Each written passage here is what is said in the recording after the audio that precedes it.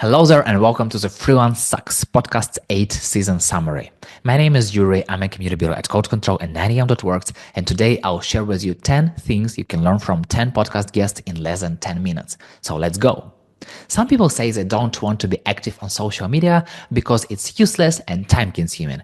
But here is what Anna Burgess-Young has for you. You could do one of two things. You could send cold pitches, or you could let the work come to you. I'm terrible at cold pitching, so I let the work come to me. And the way the work comes to me is being active on social media. So that is probably where I spend the bulk of my time outside of client work, is preparing, scheduling, posting things on social media so people can find me. But posting content is just one side. Here's another crucial side you must work on that Lizzie Davey talks about. Start networking as early as possible. I think this is the mistake I made, is that I kind of worked in isolation for a long time. But I think the biggest piece of advice I could give is start networking now, and not like sleazy networking events and stuff, but like just getting involved on LinkedIn, joining Slack channels with other freelancers and going to any freelance events in your local area, that kind of thing. The important thing in networking is you don't need everyone to like you, just a few good people. And here is how Gracia Ravelli finds those people. Instinct is key. So if I feel a good match, if I feel a good chemistry with a person, either by talking to them or exchanging messages, I kind of gauge their level of openness or curiosity, and I base myself mainly on this instinct and I try to build on it.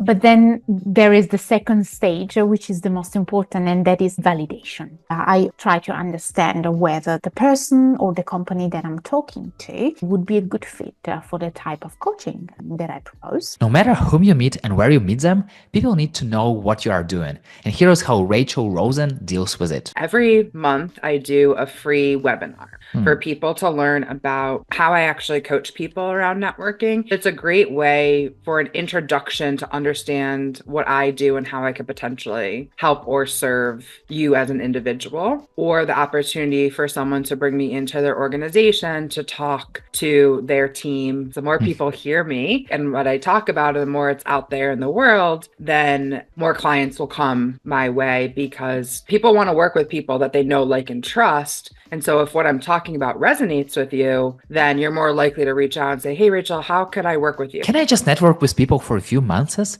When it's time to stop networking? If you have those questions, Joel Sousa has answer for you. If I stop, people stop coming in. If people stop coming in, who's going to pay my mortgage? I have to be consistent. Are there days that I simply do not want to post or talk to some or anyone on this earth? Of course there are, but I just push through it. And I do take breaks, and it's not the hustle culture kind of thing to always keep, no, it's part of my job. This consistency is what keeps things running. So there's not really a choice, because it's a choice that I've made. It might not be the choice for you, it might not work for you, but like, it's what I've chosen for myself. To land new clients, you have to be confident in yourself. And Maya Nenadov-Webster tells you why. If you don't believe in yourself, clients they won't come and say, no, you're doing good work. Come on, let us hire you. If you're not believing that you can deliver, they won't either. Even if you are not actively searching for next freelance job, you have to stay on your client's radar. And Sam Kim explains why so. Whatever you do, you check in with your client. It's almost like you never probably go a day without checking in on your loved one. Like, hey, how's your day going? You want to do that with your client. If you want that respect and you want them to think about you and you want them to give you the work, you got to make sure you're there. So before they can think about, oh, like, who do I reach out to give this work? You're there. Also, there is an opportunity to create job opportunities yourself while working with a client. And here's how Patrick Rosnagel does that. If you're in a project and if you're doing your regular work, always try to see the bigger picture of the current thing that they're working on, but also things that they might run into in the future. And whenever I'm in a project, I try to bring this up and say, well, this is coming up. You might have heard it before, but this is something that you would have to deal with in the very near future. So I can start digging into that myself during this project scope that we have right now. I might start ticking some boxes already. And I also obviously take this as my experience for further projects that I can then say, well, I did this before. This is the client. They had the same challenges or similar challenges as you. This is what came out of it.